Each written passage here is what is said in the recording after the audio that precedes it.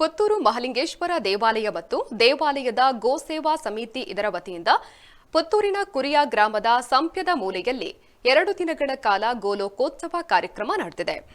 ಗೋಲೋಕೋತ್ಸವ ಹಿನ್ನೆಲೆಯಲ್ಲಿ ಸಂಪ್ಯದ ಮೂಲೆಯ 19 ಎಕರೆ ವಿಶಾಲ ಗೋವಿಹಾರ ಧಾಮ ಹೊಸ ರೂಪವನ್ನು ಪಡೆದುಕೊಂಡಿತ್ತು. ಫೆಬ್ರವರಿ 4ರಂದು ಧರ್ಮ ಸಭೆ ನಡೆದಿದ್ದು, ಉಡುಪಿ ಅದಮಾರು ಮಠದ ಹಿರಿಯ ಶ್ರೀಗಳಾದ ಶ್ರೀ ವಿಶ್ವಪ್ರಿಯ ತೀರ್ಥ ಸ್ವಾಮೀಜಿಯವರು ಆಶೀರ್ವಚನವನ್ನ ನೀಡಿದ್ರು. ಗೋವಿಹಾರ ಧಾಮದಲ್ಲಿ ನಿರ್ಮಾಣವಾಗಲಿರುವ ಪಶುಪತಿನಾಥ ಭಜನಾ ಮಂದಿರದ ನೀಲಿ ನಕಾಶೆಯನ್ನ ಲೋಕಾರ್ಪಣೆಗೊಳಿಸಿದರು. ಗೋಲೋಕೋತ್ಸವದಲ್ಲಿ ಗೋವು ನಾವು ವಿಚಾರ ಸಂಕಿರಣ ಹಾಗೂ ಧಾರ್ಮಿಕ ಶಿಕ್ಷಣದ ಮಕ್ಕಳು ಮತ್ತು ವಿದ್ಯಾರ್ಥಿ ಸಮಾವೇಶ, ಆಹಾರ ಮತ್ತು ಔಷಧದ ನೆಲೆಯಲ್ಲಿ ದೇಸಿ ತಳಿಗಳ ಪಾಲನೆಯ ಜೊತೆಗೆ ನಮ್ಮ ಸನಾತನ ಸಂಸ್ಕೃತಿಯ ಬಗ್ಗೆ ಜನರಿಗೆ ಅರಿವು ಮೂಡಿಸುವ ಕಾರ್ಯಕ್ರಮ ನಡೆದಿದೆ. ಸುಮಾರು 10ರಿಂದ 15 ಜಾತಿಯ ವಿವಿಧ ರೀತಿಯ ಗೋ ತಳಿಗಳ ಪ್ರದರ್ಶನ ಜನರನ್ನ ಆಕರ್ಷಿಸಿದೆ. ಕೆಎಂಎಫ್ ಉತ್ಪನ್ನಗಳು, ಬಾದಾಂ ಹಾಲು, ಲಸ್ಸಿ, ಮಜ್ಜಿಗೆ ಹಾಗೂ ಗೋವಿನ ಉತ್ಪನ್ನಗಳ ಮಾರಾಟ ನಡೆದಿದೆ. ಗೋಮಯ, ಗೋಮೂತ್ರದಿಂದ ತಯಾರಿಸಲ್ಪಟ್ಟ ಮೂರ್ತಿಗಳು, ಕ್ರಿಮಿನಾಶಕಗಳು, ಔಷಧಿ ಮಳಿಗೆ, ಎತ್ತಿನ ಗಾಣದಿಂದ ಕಬ್ಬಿನ ಹಾಲು, ಎಣ್ಣೆಯನ್ನ ತೆಗೆಯುವ ಪ್ರಾತ್ಯಕ್ಷಿಕೆ ಮತ್ತು ಮಾರಾಟ, ಖಾದ್ಯ ಮೇಳ, ಆಹಾರ ಮೇಳ ಜೊತೆಗೆ ಕುದುರೆ ಸವಾರಿ ವಿಶೇಷವಾಗಿತ್ತು. ಇನ್ನು ಭಕ್ತರಿಗೆ ವೈಯಕ್ತಿಕವಾಗಿ ಗೋಪೂಜೆ, ಗೋವಿಗೆ ಆರತಿ, ಗೋಗ್ರಾಸ ನೀಡಲು ಅವಕಾಶವನ್ನ ನೀಡಲಾಗಿತ್ತು.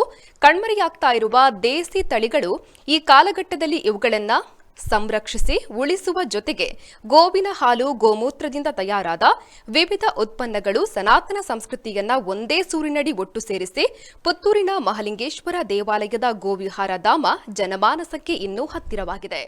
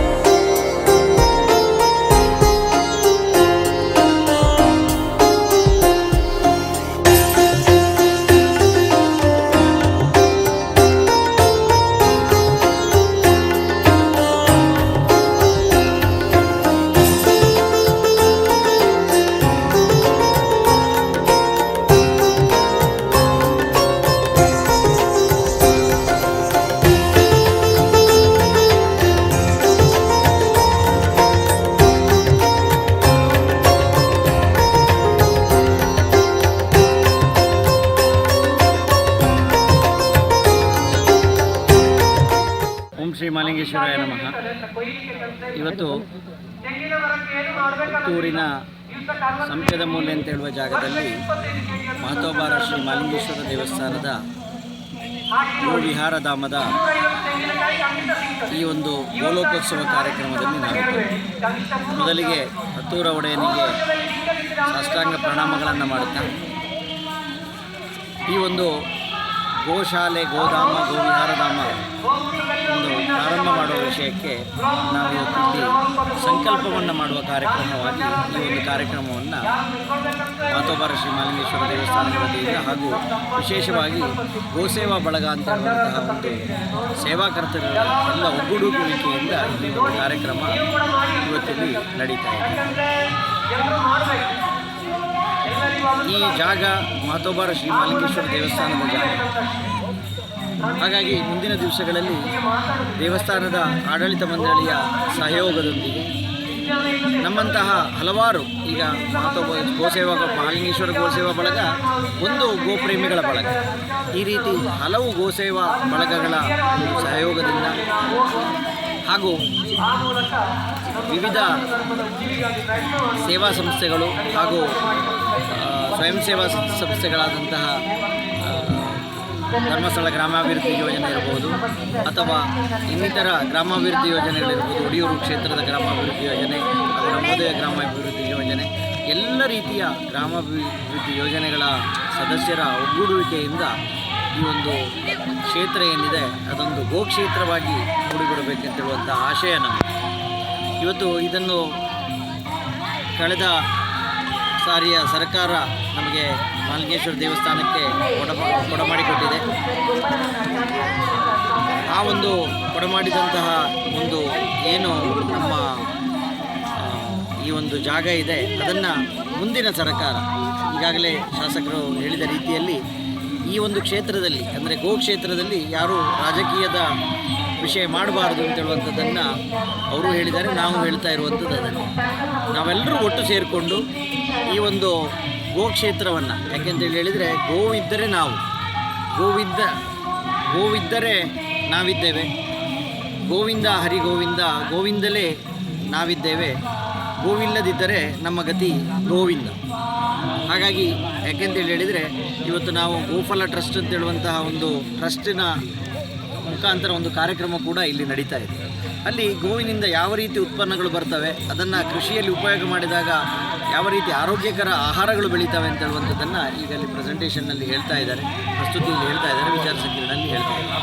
ಸೊ ಹಾಗಾಗಿ ಆ ಒಂದು ರೀತಿಯ ವಿಷಯವನ್ನು ಎಲ್ಲರೂ ತಿಳ್ಕೊಳ್ಬೇಕು.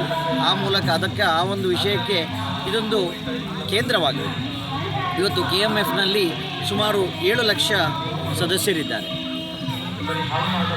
ನಾನಲ್ಲಿ ಉಲ್ಲೇಖ ಮಾಡುವಂಥ ವಿಚಾರ ಏನು ಅಂತೇಳಿ ಹೇಳಿದರೆ, ಹೊಸಬ ಒಬ್ಬ ಗೋ ತಂದು ಕಟ್ಟಬೇಕು ಅಂತ ಹೇಳಿದರೆ ನನ್ನ ಪ್ರಕಾರ 1 ಲಕ್ಷದಲ್ಲಿ ಒಬ್ಬ ಎಲ್ಲಾರು ಹೊಸಬ ಗೋ ತಂದು ಕಟ್ಬೋದು.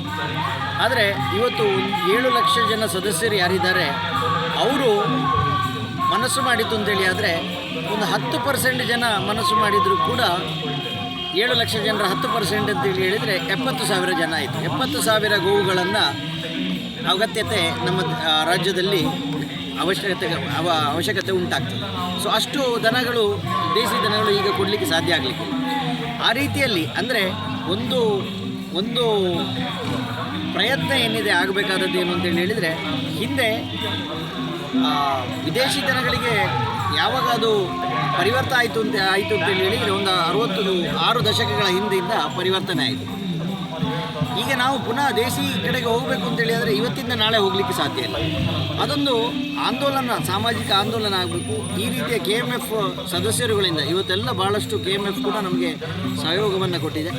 ಆ ರೀತಿಯ ಒಂದು ಕಾರ್ಯಕ್ರಮ ಆದಾಗ ಮಾತ್ರ, ಆ ರೀತಿಯ ಪ್ರಯತ್ನವನ್ನು ಆದಾಗ ಮಾತ್ರ ಈ ಒಂದು ಕಾರ್ಯಕ್ರಮ ಸಫಲ ಆಗಲಿಕ್ಕೆ ಸಾಧ್ಯ, ಈ ಒಂದು ಆಂದೋಲನ ಸಫಲ ಆಗಲಿಕ್ಕೆ ಸಾಧ್ಯ ಅಂತೇಳಿ ಹೇಳ್ತಾ, ಇಲ್ಲಿ ಒಟ್ಟು 12 ತಳಿಯ ಪ್ರದರ್ಶನ ನಡೀತಾ ಇದೆ. ಎಲ್ಲ ಭಾರತೀಯ ಗೋ ತಳಿಗಳೇ, ವಿಶೇಷವಾಗಿ ಪುಂಗನೂರು, ಸಾಹಿವಾಲ್, ಗೀರ್, ನಂತರ ತಾರ್ಪಾರ್ಕರ್, ಈ ರೀತಿಯ ಬೇರೆ ಬೇರೆ 12 ರಾಸುಗಳಿದೆ. ಇದರಲ್ಲಿ ವಿಶೇಷವಾಗಿ ನಾವು ನೋಡ್ಬೋದು, ನಮ್ಮ ಈ ಪರಿಸರಕ್ಕೆ ಹೊಂದಿಕೊಳ್ಳುವಂಥ ತಳಿ ಅಂತೇಳಿದರೆ ಮಲೆನಾಡು ಗಿಡ್ಡ. ಈ 12 ಬೇರೆ ಬೇರೆ 12 ತಳಿಗಳು ಕೂಡ ಪುತ್ತೂರು ಪರಿಸರದಲ್ಲಿ ನಾವು ಸಂಗ್ರಹ ಮಾಡಿದ ತಳಿಗಳು. ಬೇರೆ ಬೇರೆ ನಮ್ಮ ಸಾಕುವವರ ಮನೆಗಳಿಂದ ನಾವು ತಗೊಂಡು ಬಂದು ಇಲ್ಲಿ ಪ್ರದರ್ಶನಕ್ಕೆ ಇಟ್ಟಿದ್ದೇವೆ. ಈ 12 ತಳಿಗಳಲ್ಲಿ ಗೋಗ್ರಾಸಕ್ಕೆ ಮತ್ತು ಹೈನುಗಾರಿಕೆಗೆ ಕೂಡ ಪೂರಕವಾಗಿರ್ತದೆ. ಎಲ್ಲವೂ ಪೂರಕವಾಗಿದೆ. ಅಂದರೆ ವಿಶೇಷವಾಗಿ ಗೊಬ್ಬರ ಇಂಥದಕ್ಕೆಲ್ಲ ನಮ್ಮ ನಾಟಿ ತಳಿ ಮಲೆನಾಡು ಗಿಡ್ಡ ಇದು ತುಂಬ ಉತ್ತಮವಾದ ತಳಿ. ಹಾಲಿಗೆ ಉತ್ತರ ಭಾರತದ ತಳಿಗಳು ಸಾಕಷ್ಟು ಇದೆ. ಈ ಗೋಲೋತ್ಸವದಲ್ಲಿ ನಮಗೆ ಸಾವಯವ ಕೃಷಿಗೆ ಉತ್ತಮವಾದ ಒಂದು ಅವಕಾಶವನ್ನು ಒದಗಿಸಿಕೊಟ್ಟಿದ್ದಾರೆ. ಒಳ್ಳೆಯ ಸ್ಪಂದನೆ ಕೂಡ ಸಿಗ್ತಾ ಇದೆ. ನಮ್ಮಲ್ಲಿ ಗಾನದ ಸಾಂಪ್ರದಾಯಿಕವಾಗಿ ತಯಾರಿಸುವಂತಹ ಗಾನದ ಎಣ್ಣೆ ಮಾಡ್ತಾ ಇದ್ದೇವೆ. ಅದರಲ್ಲಿ ತೆಂಗಿನ ಎಣ್ಣೆ ಹಾಗೂ ಶೇಂಗಾ ಎಣ್ಣೆ ಹಾಗೆ ಎಳ್ಳೆಣ್ಣೆ ತಯಾರಿಕೆ ಮಾಡ್ತಾ ಇದ್ದೇವೆ. ಇಂತಹ ಈ ಉತ್ಸವದಲ್ಲಿ ಒಳ್ಳೆಯ ರೆಸ್ಪಾನ್ಸ್ ನಮಗೆ ಸಿಗ್ತಾ ಇದೆ. ಹಾಗೆ ಎಲ್ಲರೂ ಬಂದು ಈ ಒಂದು ಅವಕಾಶವನ್ನು ಪಡೆದುಕೊಳ್ಬೇಕಾಗಿ ತಮ್ಮೆಲ್ಲರಲ್ಲಿ ವಿನಂತಿ. ಹಾಯ್ ಅಮ್ಮ. ಹಾಯ್. ಇವತ್ತು ನನ್ನ ಫ್ರೆಂಡ್ ಒಬ್ಳು ಅವ್ರ ಅಮ್ಮಂಗೆ ಸರ್ಪ್ರೈಸ್ ಗಿಫ್ಟ್ ಕೊಟ್ಲು ಗೊತ್ತಾ? ಬರ್ಡೇನಾ? Special day. ಏನ್ ಗಿಫ್ಟ್ ಕೊಟ್ಲು? ನನ್ನಮ್ಮ ಬೆಸ್ಟ್ ಆರ್ಕಿಟೆಕ್ಟ್ ಅವಾರ್ಡ್ ತಗೋತಿರೋ ದಿನ ನನ್ನ ಕಡೆಯಿಂದ ಪ್ರೀತಿಯ ಗಿಫ್ಟ್.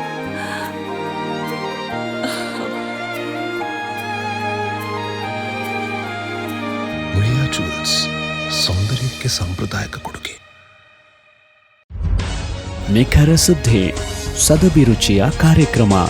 ನೀವು ನೋಡ್ತಾ ಇದ್ದೀರಾ ಕಹಳೆ ನ್ಯೂಸ್, ಸಮಾಜದ ಜಾಗೃತಿಗಾಗಿ ವಸ್ತುನಿಷ್ಠ ವರದಿ.